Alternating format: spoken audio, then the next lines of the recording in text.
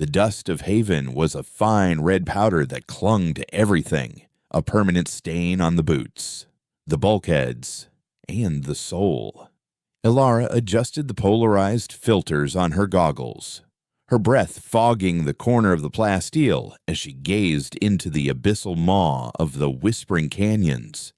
For a xeno-archivist, Haven officially Kepler 1 Radius F. A designation no one used, was a graveyard of magnificent ghosts. Millennia before humanity had clawed its way out of the Sol system, a dozen species had risen and fallen here, leaving behind fossilized cities that crumbled under the crimson sun and silent monoliths that sang low, mournful frequencies when the solar winds blew just right. Ilara's job was to listen to those songs, to translate the epitaphs of long-dead civilizations. It was a quiet, solitary existence, a welcome respite from the chaotic, clamorous history of her own species, a history she knew all too well. Humanity hadn't come to Haven to listen. They had come to conquer, to tame the rust-colored world with prefabricated habitats and relentless drilling rigs, their ambition a raw, noisy force against the planet's ancient silence. She often thought humanity was a cosmic shouting match, a species defined by its volume, and she had sought refuge in the whispers of the dead. Her survey team was tracking a deep Earth resonance signature, something their geological sensors had flagged as an anomaly. The geologists insisted it was a unique crystalline formation, a massive geode perhaps, but Ilara's instruments told a different story. The resonance had a pattern, a cadence too regular for nature, too complex for any known geological process. It felt like a heartbeat, faint and impossibly slow, buried under a kilometer of ancient sediment. For weeks, they had chased it with seismic charges and deep-core drills until, finally, their drills had met something they could not penetrate. It wasn't rock. The substance absorbed their laser cutter's energy without so much as a scorch mark and deflected the diamond-tipped drill bits as if they were made of soft clay. They had found a wall, the edge of something vast and utterly alien, slumbering in the planet's crust. It was this discovery that brought Ilara to the canyon's edge, the winch of the deep-bore excavator groaning as it hoisted another scanner array from the depths. Anything. Ilara came the voice of Ben Carter, her gruff but dependable foreman, his voice crackling through her comms. "The same," she replied, her own voice a quiet counterpoint to the industrial noise. "The material is inert, but the structure, Ben, it's not a wall. It's a hull. The curvature is unmistakable. They had unearthed the flank of a buried vessel, a ship of such colossal scale that the section they had exposed was larger than the capital city of their colony.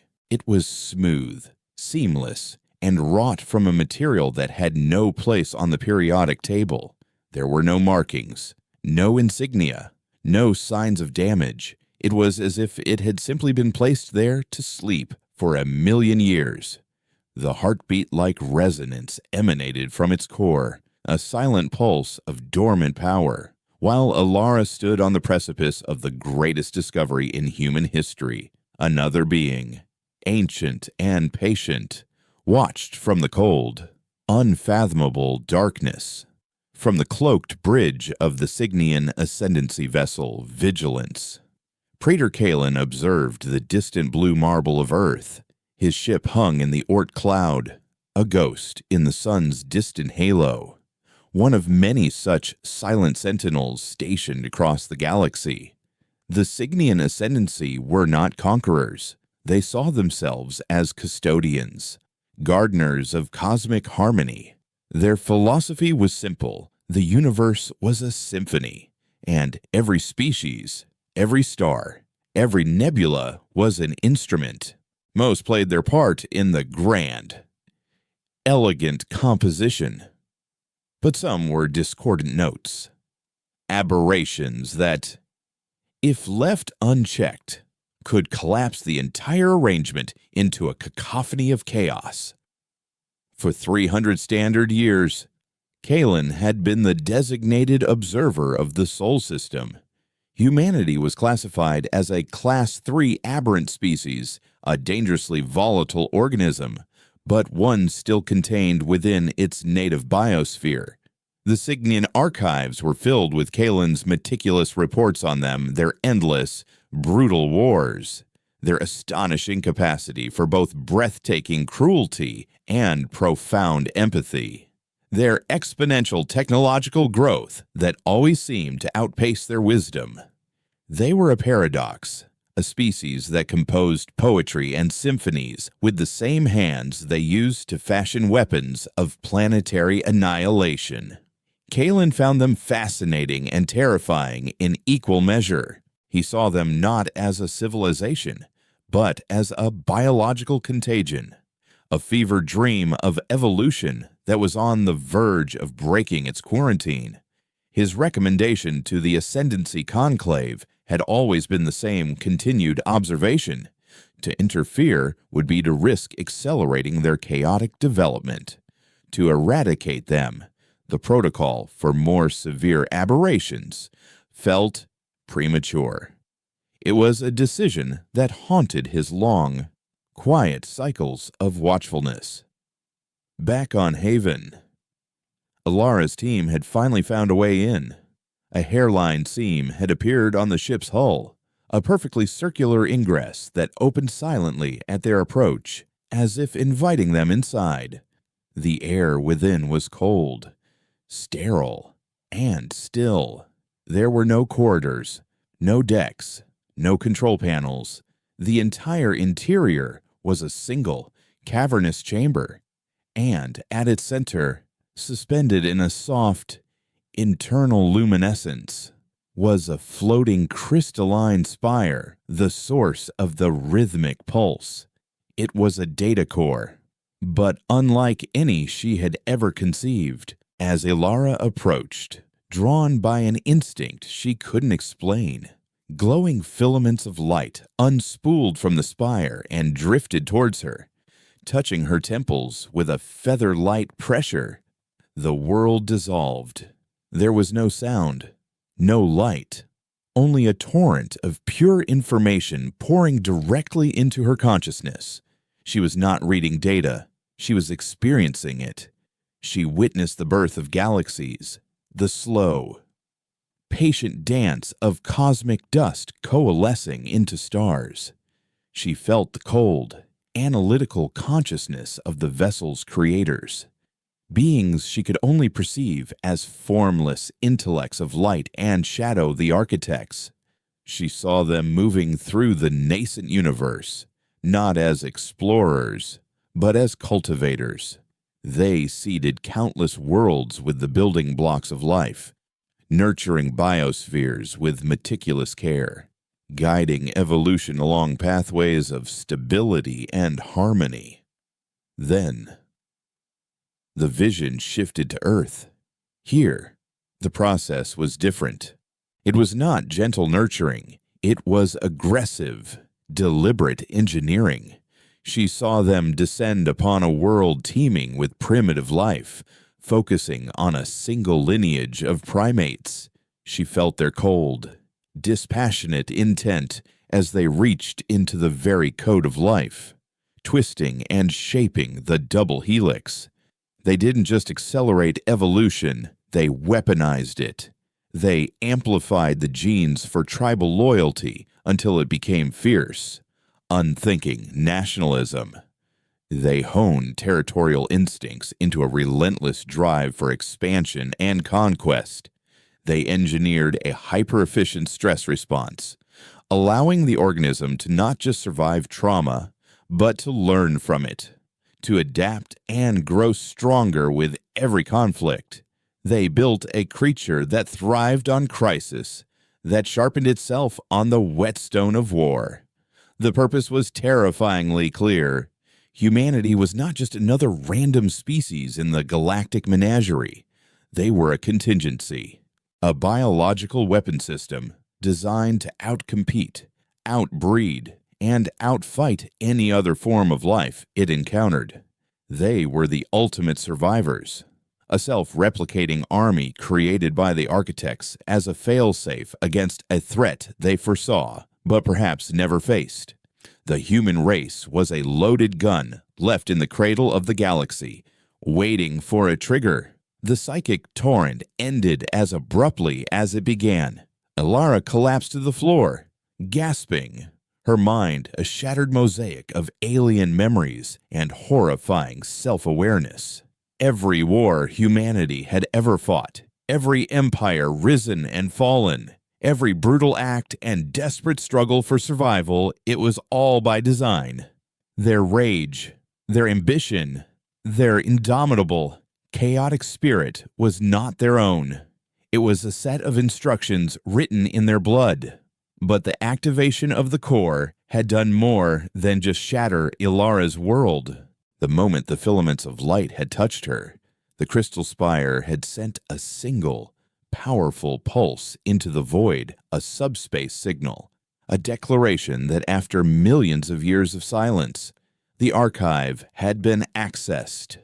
Aboard the Vigilance, every alarm on Kalen's bridge blared at once, a shrieking chorus of red alerts.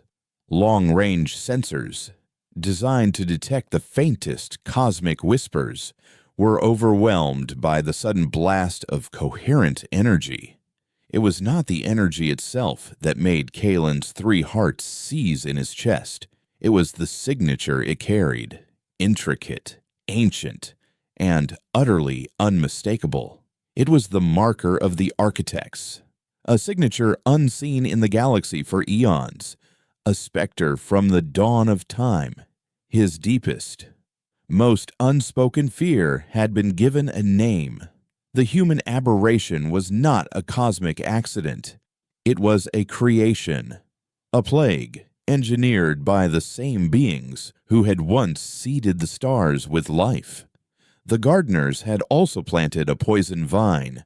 Kalen's slender, 4-fingered hands flew across his console, his mind racing faster than the incoming data streams. The signal's origin was precise Kepler 186f, Haven, a frontier world, a place where the human contagion had already begun to spread. The Conclave's protocol for this scenario was absolute and chilling in the event of architect-level bioweapon discovery. Enact Protocol 0, the immediate and complete sterilization of the originating species in all colonized worlds to prevent galactic contamination. There would be no discussion, no negotiation. It was the only logical response to an existential threat. But Kalen hesitated. To condemn a sentient species to oblivion based on the sins of its creator, he looked at the image of Earth on his view screen, a swirl of blue and white, so vibrant and full of terrible, chaotic life. He had watched them for centuries. He had seen their brutality, but he had also seen their art, their love, their moments of selfless sacrifice. They were more than their design, weren't they?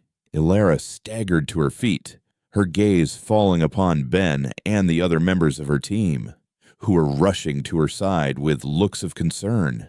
She saw them now not as colleagues, but as elegant, terrifying machines of survival. She looked at her own hands, at the flesh and bone that carried the architect's bloody legacy. The question that screamed in the silence of her mind was not what are we, but who are we?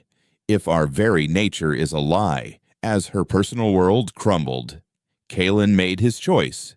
His duty was clear, but his conscience demanded a different path. He would not send the signal to the Conclave. Not yet. He turned to his ship's sentient AI, its presence a soft chime in the silent bridge. "Isolate the Kepler 186 system," Kalen ordered, his voice barely a whisper. yet carrying the weight of 1 billion lives. Lock down all comms. Prepare a Class 5 quarantine field. No one gets in, and nothing gets out. We are containing a plague before it consumes the galaxy. The great game of cosmic harmony had just been upended. A terrified archivist on a dusty frontier world held a truth that could either liberate or destroy her species, while an ancient observer, torn between duty and doubt, had just placed humanity in a cage, hoping to stave off a war that now felt utterly, terrifyingly inevitable. The silence that followed the data storm was more profound than any Alara had ever known. It was the silence of a library after every book has been burned, the silence of a cosmos where God has just whispered a terrible secret and then vanished. Ben's hands were on her shoulders, his voice a distant, muffled rumble. His words, "Are you okay?" What happened?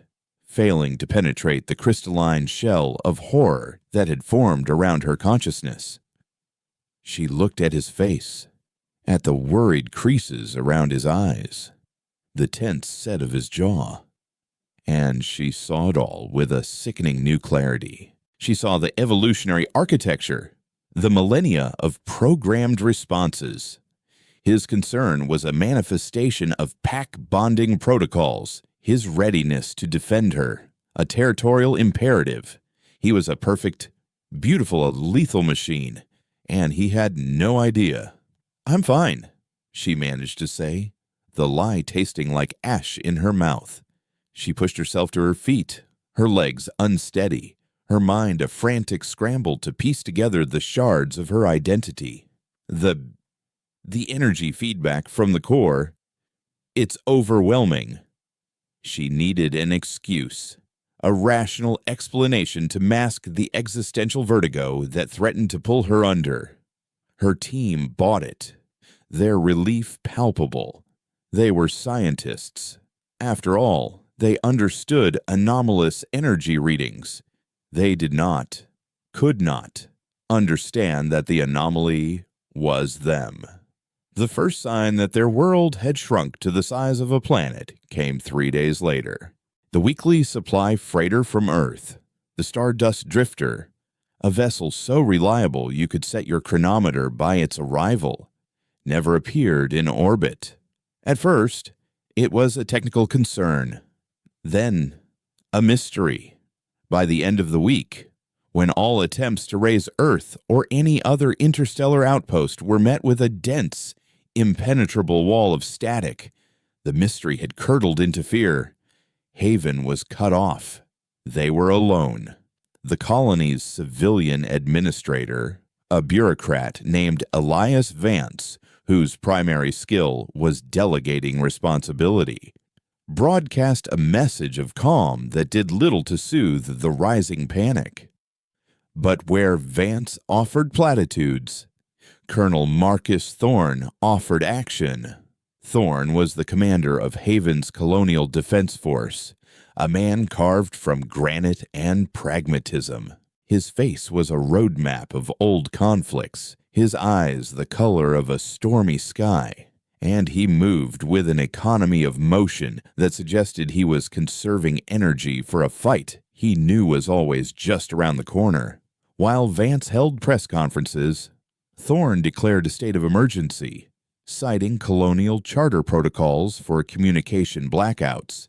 His soldiers, disciplined and efficient, began rationing supplies, securing key infrastructure, and enforcing a strict curfew. He was the embodiment of humanity's engineered crisis response, and the colonists, terrified and leaderless, largely welcomed his iron-fisted control. Ilara watched his ascent to power with a cold dread. He was doing exactly what their creators had intended in the face of the unknown. He was preparing for war. His first official act under the emergency powers was to seize control of her dig site. He and a platoon of soldiers arrived in armored rovers, their red dust trails like bloody warnings against the horizon. Thorn met her at the entrance to the deep-bore shaft, his helmet tucked under his arm, his gaze sweeping over the alien structure with a predatory gleam. "Dr. Kalen," he said, his voice a low gravel. "My engineers tell me you found something significant." The name was a coincidence, a cruel cosmic joke that made her flinch. "It's an archaeological find," Colonel Ilara countered, trying to keep her voice steady. "A vessel of unknown origin." "It's delicate." Thorn almost smiled. "Delicate things have a way of becoming weapons in the right hands. Right now, this colony needs weapons more than it needs history lessons. This site is now under military jurisdiction. My science teams will take over the analysis. You and your people are to hand over all your data." The conflict was immediate and absolute. He saw a weapon. She saw a confession. To let him have it would be to hand a razor blade to the very thing it was designed to cut. "That's impossible," she said, her voice firmer than she expected. "The systems are alien, complex. You'll damage it. Or worse. We don't know what it's capable of." Thorn's eyes narrowed. "What I know is that we are isolated and vulnerable. That ship is either the cause of our problem or the solution to it. And I will not let academic curiosity stand in the way of this colony's survival. Give me the data. Doctor, that's an order." Aboard the Vigilance, Praetor Kalen watched the drama on Haven unfold on his holographic displays. His ship's sensors were so sensitive they could monitor the biometrics of individuals on the surface, track the flow of power through the colony's grid, and analyze the content of their encrypted communications. He was the silent, unseen god of their new, smaller universe. He saw Thorn's power grab the rationing, the patrols. He saw the fear and the anger, the classic human response to confinement. It was precisely the behavior his species' archives had predicted. The aberration, when stressed, defaulted to aggression. It organized itself for conflict. It was a confirmation of his worst fears and a validation for the Protocol Zero he had defied. Yet he also saw Ilara. He saw her stand up to Thorn, her heart rate spiking, but her voice unwavering. He saw her gathering her small team of researchers in secret. Their conversations not about rebellion, but about understanding. They were trying to solve the puzzle, not smash it. This small group was a deviation from the predicted model, a discordant note in humanity's otherwise violent symphony. Kalen found himself leaning closer to the display, his long-held observer's detachment beginning to fray. He had trapped them, but he had also created the conditions for a perfect experiment. Would the architects of aggression win out, or would the small flicker of reason, embodied by a lone archivist, find a way to light a different path, the fate of his own conscience, and perhaps the galaxy, rested on the outcome. He was running out of time. The Ascendancy was a vast, interconnected network, a silent, cloaked ship running a massive, unauthorized quarantine field would not go unnoticed forever. Ilara knew she had to get back inside the architect vessel. Thorn's men were clumsy, their attempts to interface with the ship's hull resulting in nothing but drained power cells and frustrated reports. But it was only a matter of time before their brute force methods caused irreparable damage. The truth of their existence was a poison, but the ship that delivered it was also the only possible source of an antidote. She gathered Ben and 2 other trusted researchers, a biotechnician named Anya and a quantum physicist named Ren. He'll kill us if he catches us, Ben warned, his face grim as they stood in the shadows of Ilara's small habitat. He'll see it as treason. He'll get us all killed if he doesn't. Ilara shot back, her gaze intense. That ship isn't just an artifact, Ben. It's a key. I don't know what lock it opens, but I know Thorn is trying to use it as a hammer. We have to get to it first. Using Wren's knowledge of the patrol schedules and a blind spot in the sensor grid he'd discovered, they slipped out of the settlement under the twin moons of Haven. They moved through the rust-colored canyons like ghosts, the silence of the ancient world, their only ally. When they finally reached the ship, the circular entrance was sealed. Thorn's guards posted 100 meters away. But as Ilara approached, a faint blue light traced the seam of the door. It recognized her. The door irised open with a whisper, and they slipped inside. The portal ceiling silently behind them.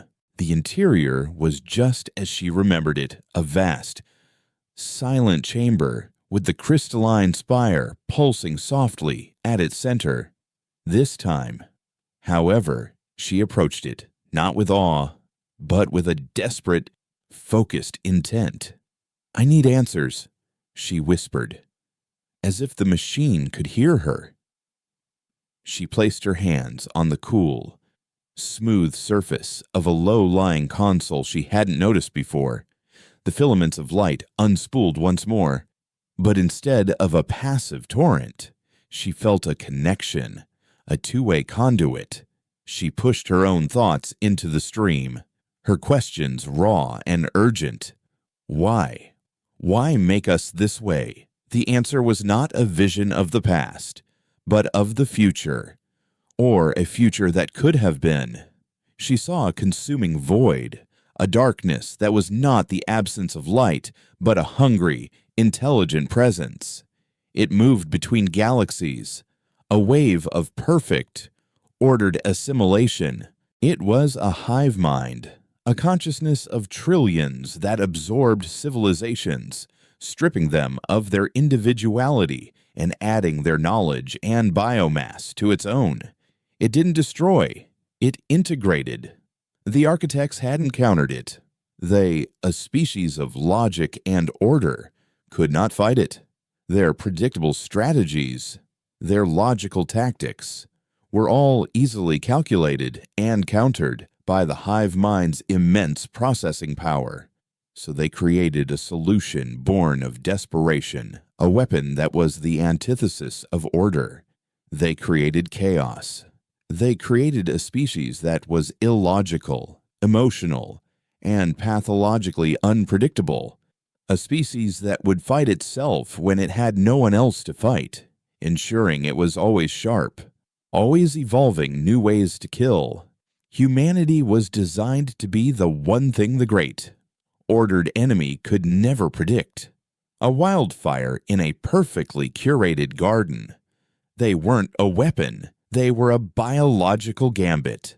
A last, desperate throw of the cosmic dice. As this horrifying new context settled over her, the data stream showed her one last thing: the quarantine field Kalen had erected. She saw it from the outside, a shimmering bubble of distorted space-time. The spire showed her that the field wasn't just a cage. Its unique energy signature, resonating with the architect technology of the ship, was a beacon, a powerful, focused signal, pulsing into the intergalactic void. The quarantine wasn't hiding them. It was ringing a dinner bell for the very horror humanity was created to fight. Suddenly, the ship's internal luminescence flickered from a soft blue to a stark, blood red. Alarms, deep and resonant, thrummed through the very floor beneath them. On a shimmering wall, alien glyphs flashed, and a star chart appeared, showing a trajectory. Something was coming. Something had answered the call. Before she could scream, a deafening explosion rocked the ship from the outside. Thorn's men were no longer trying to interface. They were trying to blast their way in. The circular door, which had been their salvation, began to retract, revealing the blinding glare of floodlights and the silhouettes of soldiers in combat armor, their rifles raised. They were trapped between a monster of their own making and a monster from the dawn of time. The blast wave from Thorn's breaching charge threw them across the chamber. Ilara's head connected with the smooth floor, and the world dissolved into a concussive boom and a spray of disoriented color. For a moment, the throbbing red light of the ship's alert system was indistinguishable from the blooming pain behind her eyes. When her vision cleared, the first thing she saw was the open iris of the doorway, framed by the dust-choked silhouettes of Thorn's soldiers. They stood frozen, their weapons half lowered, their disciplined formation broken by sheer, unadulterated awe at the sight of the chamber within. The second thing she saw was Colonel Marcus Thorn himself, stepping through the breach, his face a mask of grim satisfaction that was quickly melting into confusion as he took in the impossible scale of the interior and the colossal, pulsing crystal at its heart. "What in God's name?" he breathed, his voice a low rumble in the sudden silence. His eyes locked onto Ilara, sprawled on the floor, and his expression hardened. "Treason. Doctor, I gave you a direct order. You have no idea what you've done." Ilara coughed, pushing herself up on trembling arms. Ben was already on his feet, placing himself between her and the soldiers, his big frame a fragile shield. Anya and Ren huddled near the base of the spire, their faces pale with terror. "You've set off an alarm, Colonel. Not just in this ship, but across the galaxy." Thorn scoffed, taking another step into the chamber. "Save your theatrics. You've been hiding this. What is this place?" "It's a warning system," Ilara said, her voice gaining strength, fueled by a terrifying urgency. "And your quarantine isn't a cage. It's an amplifier. The energy field around this planet is focusing the ship's signal, screaming our location into the void." The star chart on the chamber wall was still active, a single, ominous vector tracking a course toward their system from the direction of the Andromeda Galaxy. Something is coming. Something our creators were so afraid of, they engineered our entire species as a weapon to fight it. For the first time, a flicker of uncertainty crossed Thorn's features. His soldiers murmured uneasily behind him. This was beyond their training, beyond any conceivable contingency. But his instinct, the core of his engineered being, was to control the immediate threat. "My only threat right now is a rogue scientist and her team. You're all under arrest." He motioned for his men to advance. As the soldiers stepped forward, the crystal spire pulsed violently. A wave of pure kinetic energy, invisible and absolute, erupted from it. The soldiers were thrown back through the doorway as if struck by a giant's hand, their armored bodies slamming into the rock walls of the access tunnel. Thorn, caught at the edge of the wave, was sent staggering, his rifle clattering to the floor. The ship was defending itself, or Ilara realized with a jolt of horror, it was defending her. It had recognized her as the one who had accessed its core, the designated recipient of its final, desperate message. Praetor Kalen watched the chaos from the bridge of the Vigilance. His quarantine field, the very tool he had used to contain the human plague, had become the instrument of its potential doom. The architect vessel was using the field's unique resonance to turn its low-level maintenance pulse into a focused, high-gain distress beacon. He had not rung a dinner bell, he had lit a pyre. His ship's AI, its voice a calm cascade of synthesized tones, confirmed his fears. Crater. Long-range scans confirm an inbound energy signature from the Triangulum emission cluster. Mass and velocity are incalculable. It is not a vessel or a fleet. It appears to be a singular, cohesive entity. The hive, the great assimilator, the formless, consuming void from the Cygnians' most terrifying legends.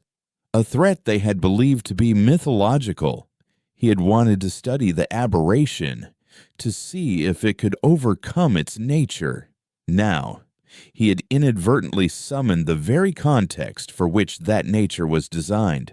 The experiment was over. The test was about to begin. His duty was now agonizingly clear. He had two choices.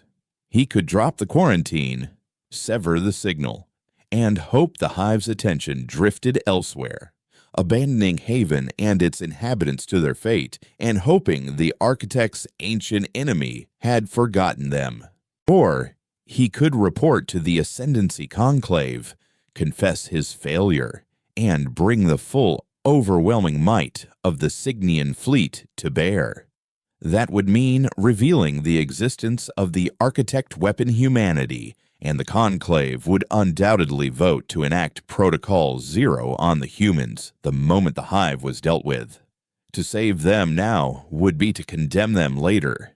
His hands hovered over the comms panel, his three hearts pounding a frantic, discordant rhythm.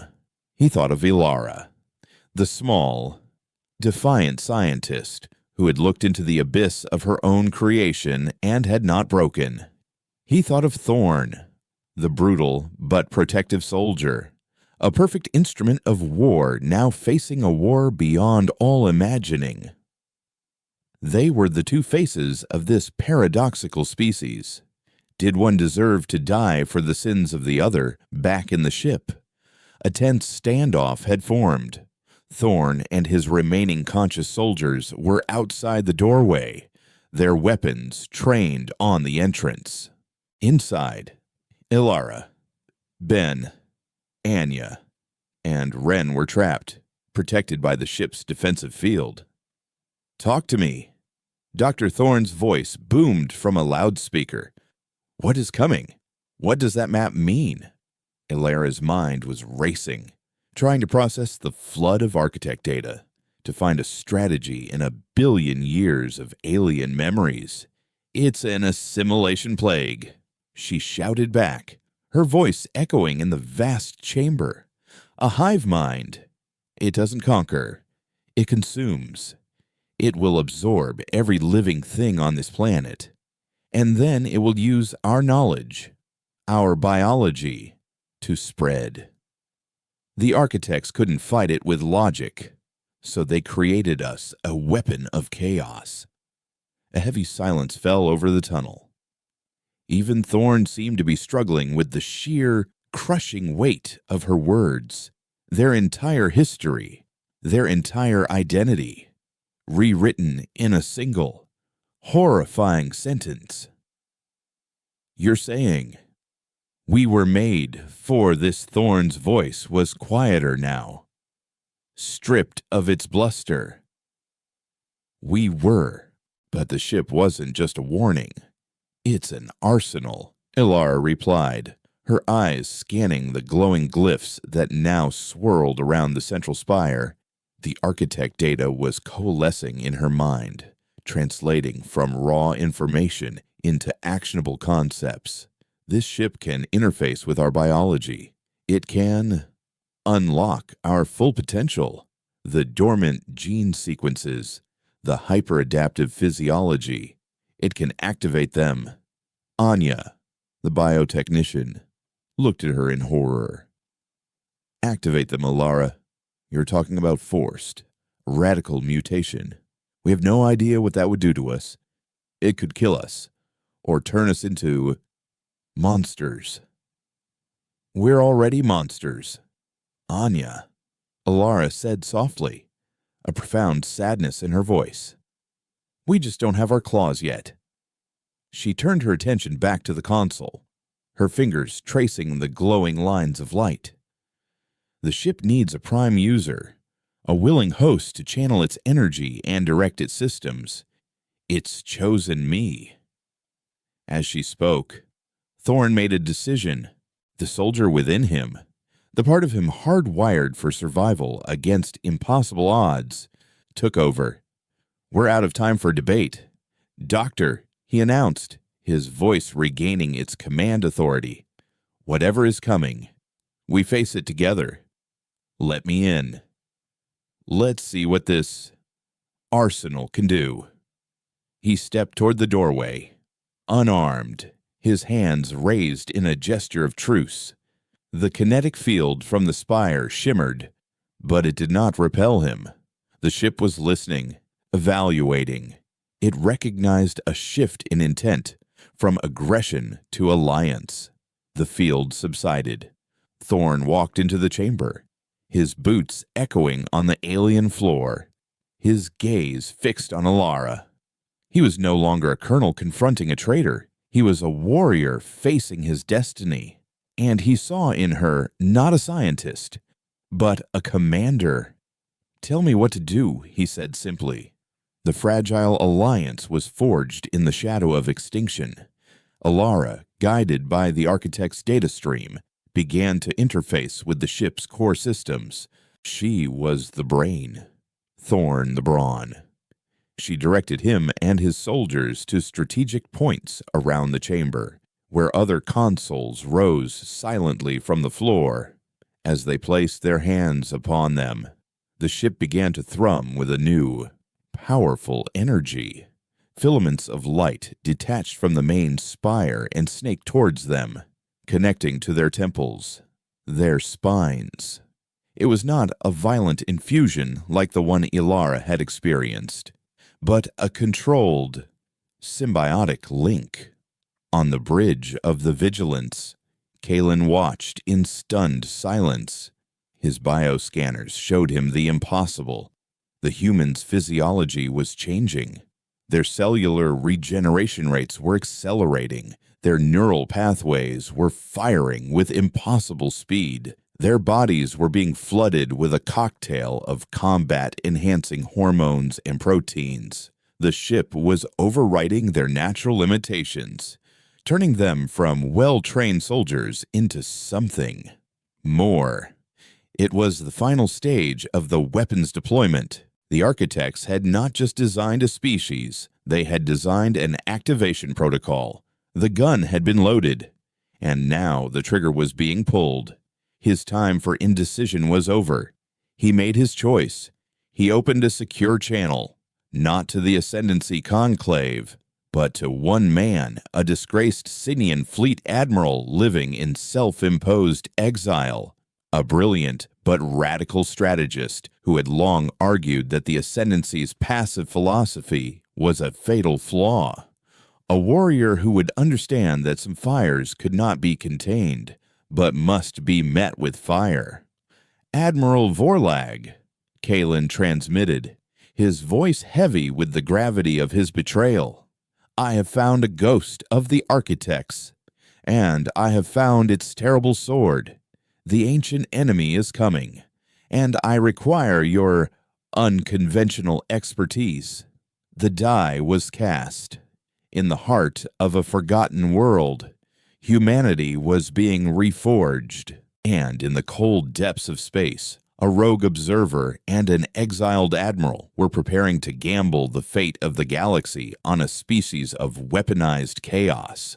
The transformation was not a singular event, but a cascade of agonizing and exhilarating changes. For Thorn and his soldiers, it was a firestorm in their blood. Muscles coiled into denser, more efficient fibers. Senses sharpened to a predatory acuity. The low hum of the ship became a symphony of distinct frequencies, and the recycled air carried the scent of ozone, fear, and sweat with overwhelming clarity. Scars, some decades old, itched and faded as their bodies began a process of aggressive cellular regeneration. It was evolution on fast forward, a brutal rewriting of their biological limitations.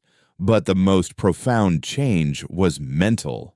The architect ship didn't just enhance their bodies, it networked their minds. Through the tendrils of light connecting them to the ship's core, they were linked. It wasn't telepathy in the truest sense. It was a shared combat consciousness, an instinctive understanding of each other's positions, intentions, and status. Thorn could feel the steady nerve of his sergeant to his left and the spike of adrenaline in a young private to his right. They were no longer a squad. They were a single, multi-limbed organism of war. Alara's experience was different. As the prime user, she was not just a node in the network, she was the central hub. The ship's full tactical and strategic archives poured into her mind, not as raw data, but as instinct.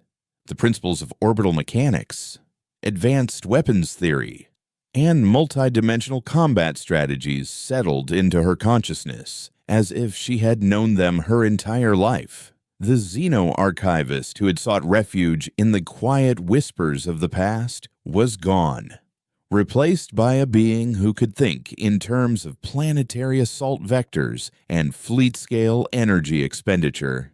The ship had not just given her knowledge, it had given her the mind of an architect general. Yet, beneath the cold, alien logic, Alara herself remained, a terrified human core, watching this new identity bloom. She felt a profound sense of loss, a mourning for the simple, curious woman she had been. She was becoming the very thing she had studied, a relic of a dead civilization, a living ghost. Her first act as the new commander of Haven's strange destiny was to address the entire colony. The ship amplified her voice, patching her into every comms unit, every speaker, every habitat's public address system. The calm, measured tones of the scientist were gone, replaced by a voice that carried an unnatural resonance, a calm and absolute authority that cut through the rising panic. She didn't lie or offer false hope. She told them the truth, in all its horrifying, world-shattering glory. She told them what they were, why they were, and what was coming for them. We were born from a nightmare to fight a monster, she concluded, her voice echoing across the silent, rust-colored planet. Our creators are gone. Our history has been a lie. All that is left is a choice. We can be the cattle our enemy sees us as, waiting for the slaughter, or we can be the weapon we were designed to be. Today, we stop being victims of our creation. Today, we claim it as our own. It was a declaration of war, not just against the coming hive, but against their own manufactured fate. The reaction was a firestorm. Riots erupted. Some colonists, driven by faith or terror, refused to believe, seeing it as a military coup orchestrated by Thorn and a mad scientist. Others fell into despair, their identities shattered. But for many, the truth, however terrible, was galvanizing. It gave a name to the restless, violent energy that had always simmered beneath the surface of human civilization. It gave their chaotic history a purpose. Thorn, with his newly networked soldiers, quelled the riots with terrifying, non-lethal efficiency. Their coordinated movements more like a ballet of suppression than a crackdown. They didn't need to shout orders. They simply moved as one, anticipating and neutralizing threats before they could escalate. It was a chilling demonstration of their new power. Meanwhile, in the void, a vessel of jagged, crystalline design, unlike anything in the Cygnian fleet, dropped out of hyperspace at the edge of the Haven system. It was the Heretic's Blade, the personal flagship of Admiral Vorlag. Vorlag was a Cygnian anomaly, a warrior in a species of gardeners. He was tall, even for his race. his face etched with the scars of unsanctioned conflicts he had fought on the fringes of the galaxy. He had been exiled for advocating preemptive strikes against potential threats, a philosophy that was anathema to the Ascendancy's passive doctrine. Kalen's message had been a call to a kindred spirit, a gamble that Vorlog's radicalism was what the galaxy now needed. Praetor Kalen, Vorlog's voice, a deep, resonant baritone, filled the bridge of the vigilance. You have violated 1,000 years of doctrine and risked the wrath of the conclave. Show me that it was worth it. Kalen transmitted his sensor logs, the architect signal, the human transformation, the inbound hive entity. Vorlag watched in silence, his single, cyclopean eye widening almost imperceptibly. By the first star, he whispered, the old legends are true. The architect's fury. It's real. He looked at the data on the transformed humans. They are reprogramming them, turning them into antibodies. They are the only thing that stands between that entity and this entire galactic quadrant. Kalen stated, but they are a single planet of freshly minted soldiers against a billion-year-old plague. They will not survive without help. The Ascendancy fleet would take cycles to mobilize, and they would spend more time debating the morality of intervention than fighting. Vorlog mused, a predatory smile touching his thin lips. But my fleet is much more decisive. He referred to the Unbound Fleet, a collection of warships and mercenary crews loyal to him, a force he had maintained in secret during his exile. We cannot stop the hive, Praetor, not with force. It learns too fast. But we can buy them time. We can be the anvil, the humans. They will have to be the hammer. Back on Haven, Ilara was directing a planet-wide war effort from the heart of the Architect ship. Guided by the ship's archives, she instructed the colony's engineers to begin retrofitting their industrial machinery into weapons. Mining lasers were mounted on rovers, creating makeshift mobile artillery. The deep core excavator's power source was rerouted to generate a planetary defense shield. Fragile, but better than nothing. They were a primitive tribe sharpening sticks and stones against an impending apocalypse. But they were doing it with the knowledge of a hyper-advanced race. It was Ren, the physicist, who made the next crucial discovery. Ilara, the ship's power core, it's a singularity, he reported, his voice trembling with a mix of terror and awe. A stable, microscopic black hole. The architects didn't just build a ship, they caged a piece of space-time itself. The energy output is functionally infinite. This changed everything. They didn't just have an arsenal, they had a power source that could reshape the battlefield. Ilara, accessing the deeper, more dangerous subroutines of the ship's archives, found the designs. Weapons that fired focused gravitational waves, defenses that could warp local space-time, and, most terrifyingly, a protocol for interfacing the singularity directly with the planet's molten core. It was a planetary self-destruct mechanism, a final, spiteful act of defiance designed to deny the hive its prize, the ultimate scorched earth tactic. As they worked, the hive arrived. It did not appear as a fleet, but as a shadow that fell over the system, a vast, web-like structure of dark energy and captured matter blotted out the distant stars. It was a single, planet-sized organism, a neural network of unimaginable complexity. Probes, like spores from a colossal fungus, detached from the main body and drifted towards Haven. They were biomechanical constructs. their forms shifting and adapting as they analyzed the planet's atmosphere and defenses. Kalen's and Vorlog's ships, positioned at the system's edge, immediately engaged the first wave of probes. The space around Haven became a maelstrom of light and violence.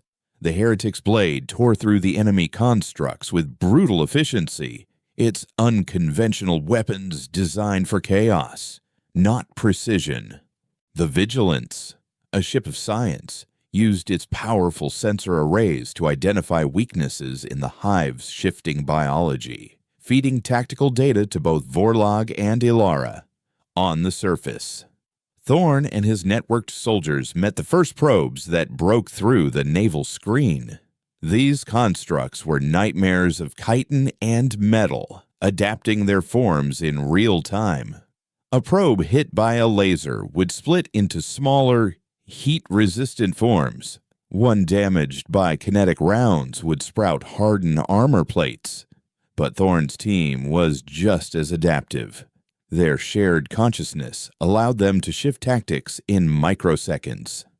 They flowed around the enemy, a tide of hyper-lethal soldiers, anticipating every move, exploiting every momentary weakness. They were no longer just fighting, they were dancing. A brutal, deadly, and perfectly synchronized performance. In the heart of the ship, Ilara was the conductor of it all. She saw the battle in space through Vorlag's sensors and the fight on the ground through Thorn's eyes. She processed it all. The Architect's cold logic analyzing probabilities, predicting enemy adaptations, and issuing commands through the neural link. But the human part of her felt every loss. When a soldier fell, she felt the sudden, cold void in the network, a severed connection that was a whisper of death. The battle was a statistical model and a graveyard, a problem of logic and a storm of grief. She was holding the line, but she knew it was a losing fight. The Hive was endless. It was learning, adapting to their chaos with its own. For every probe they destroyed, 10 more took its place. They were not fighting an army, they were fighting a god. And she realized with a chilling certainty that the Architects had known this. The weapons, the enhancements, the ship they were not designed to win. They were designed to inflict a single, catastrophic wound before the end. The planetary self-destruct was not a last resort. It was the entire point. The Hive learned. That was the most terrifying truth of all. It was not a mindless force, but a vast, calculating intelligence. And the chaos humanity wielded was simply another variable to be analyzed and solved. On the ground, Thorn's soldiers found their unpredictable tactics being countered. The biomechanical constructs began to move in discordant, intentionally random patterns, mirroring their own strategy. In space, Vorlag's fleet was being herded, the Hive's web-like structure shifting to create gravitational funnels and dead zones, turning the Admiral's aggressive maneuvers into traps. The planetary shield flickered, great swathes of it collapsing under a sustained barrage of kinetic and energy assaults. The end was no longer a probability. It was a timetable. Inside the Architect ship, Ilara felt the approaching doom as a cold, closing circle in her tactical awareness. Every severed connection in the neural network was a fresh spike of grief, a life extinguished. The Architect General in her mind presented the final solution with dispassionate clarity. The Hive's biomass is now optimally concentrated in orbit. Detonating the planetary core in conjunction with the ship's singularity will result in a 94.7% chance of inflicting a critical, irrecoverable wound to the entity's local manifestation. Proceed. The glyphs on the console before her shifted, glowing with a final, terrible purpose. The protocol was armed. Her hand trembled as she raised it, the fate of her world resting on the tip of her fingers. She was the weapon, and this was the moment she was designed to be fired. Elara. The voice was not a thought, not a data point in the network, but a single, raw transmission from the heart of the battle. It was Thorn. He was hunkered down behind the melted chassis of a mining rover, plasma fire scorching the air above him. Through his eyes, she saw the faces of his surviving soldiers, weary, bloodied, but unbroken. "Is this it?" he asked. The words for her alone. "Is this how it ends? An order from a dead race?" His question was a stone thrown into the placid, logical pool of the architect's consciousness. It was a profoundly human question, one of defiance in the face of absolute certainty. The general in her mind dismissed it as irrelevant data. But the archivist, the woman who had loved the stories of the dead, balked. To follow the plan was to become just another epitaph in a long line of cosmic tragedies. It was to admit that their creators had the final say, that humanity's only ultimate purpose was to be a gloriously effective suicide bomb. She looked through Thorn's eyes at the soldier next to him, a young woman who was humming a half-forgotten lullaby under her breath, a tiny act of sanity in a universe of madness. They weren't just a weapon. They were people. "No," Elara whispered, both to him and to the ghost in her machine. She pulled her hand back from the console. "No. They designed us to be a sword. They never imagined we might learn to be a scalpel. A new idea, born not of cold logic, but of desperate, chaotic inspiration, erupted in her mind. The hive's strength was its unity, its singular, logical mind, its weakness, therefore, had to be the antithesis of that. Not physical destruction, conceptual destruction.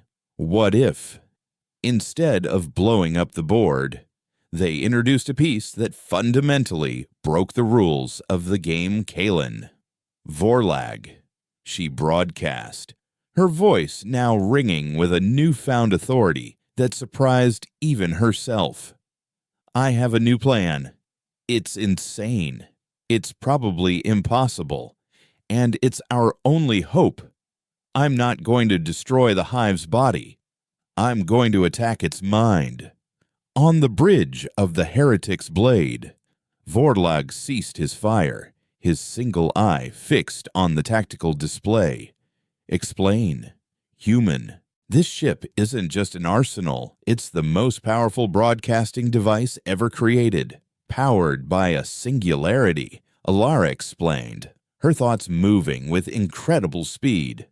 "The hive is a pure intelligence, a perfect network. I'm going to use the ship to upload a payload directly into its central consciousness. A logic bomb. It would adapt to any virus we could write in seconds." Kalen countered from the vigilance. "It won't be a virus." Elara replied, "It will be us." A silence fell over the comms, heavy with confusion. "I'm going to broadcast the sum total of human experience. Every book, every piece of music, every war, every act of kindness, every contradictory emotion, every whispered prayer and dying curse. I will upload the full, unfiltered, paradoxical chaos of human consciousness. We're going to give a god a soul, and we're going to watch it go insane." It was a gamble of unprecedented madness.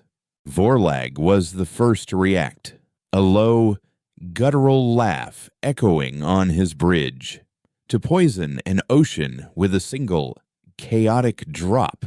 It is the most absurdly human strategy I have ever heard. I love it. We will be your spearhead. The final desperate act began. On the surface, Thorn received his new orders. You're no longer a strike team. You are an anchor. You need to protect this ship at all costs. Hold the line. Thorn's response was a simple, grim affirmation that rippled through the network. His soldiers, what was left of them, formed a tight, concentric circle of defense around the dig site, their backs to the ship that was their creator and their only hope.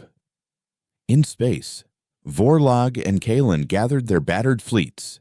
Their mission was to punch a single, momentary hole in the Hive's defensive web, a clear firing solution for Ilara's psychic cannon. Ilara stood before the spire, the chamber's light shifting to a brilliant, blinding white. She placed her hands on the console and closed her eyes, opening her mind completely to the ship. She became the conduit. She pulled on the network connecting her to Thorn and his soldiers, drawing not just their tactical data, but their memories, their fears, their stubborn hope. She reached into the colony's archives, pulling centuries of human history, art, and science. She became a living library of joy and sorrow. Then, the fleets in orbit began their suicide run. Vorlag's Heretic's blade plunged headlong into the Hive's structure, its weapons firing in all directions. A berserker's charge designed to draw the entity's full attention. Kalen's vigilance followed in its wake, using its precise sensors to target the structural nodes revealed by Vorlog's assault. A corridor of momentary weakness opened in the web. Now, Ilara fire, Kalen's voice screamed over the comms. Ilara unleashed the storm. A beam, not of light or energy, but of pure information, of raw, conceptual data, erupted from the ship, crossed the void in an instant, and struck the heart of the Hive. For a moment, nothing happened. Then, the universe shuddered. The Hive, the vast, silent, and singular consciousness, recoiled. Its web of dark energy convulsed. Its probes on the surface stopped, their movements frozen mid-stride. Across the system, a psychic scream echoed, a sound of pure, uncomprehending agony. It was the sound of a perfect equation being confronted by an irrational number. It was the sound of a singular I being shattered into a billion dissonant warring pieces. The Hive was not dying. It was being born into the horror of individuality. It was feeling love for the things it had to kill to survive. It was feeling grief for the civilizations it had consumed. It was experiencing ambition and despair, faith and doubt, all at once. The ordered God had been infected with the madness of mortality. Slowly, ponderously, the great shadow began to recede. It did not flee in terror, but drifted in a state of catatonic shock. Its perfect unity fractured. The war was over. Silence, profound and absolute, fell across Haven. In the days that followed, the survivors emerged into the crimson sunlight. They were few, and they were changed. The network that had bound them in battle remained. A quieter, gentler link that connected them all. They were a new kind of human. Kalen and Vorlag landed, their alien forms walking without hostility upon the red dust. They came not as observers or allies, but as witnesses. They stood with Thorn in the great chamber of the architect's ship, where Ilara lay in a deep, healing sleep. The backlash of her psychic assault having nearly torn her mind apart. When she finally woke, the first thing she saw was Thorn's scarred, weary face. And in his eyes, she saw not a soldier, but a guardian. Beyond him, she saw the two aliens, representatives of a galaxy that was now, for the first time, truly open to them. The quarantine was gone. The hive was broken and adrift, and humanity, the secret and shameful weapon, was now known. They had faced the terrifying truth of their creation and had refused to be defined by it. The architects had forged them to fight, but in the crucible of their first and final battle, they had chosen not just to fight, but to think, to feel, and to hope. The war for their survival was over. The war for their soul had been won.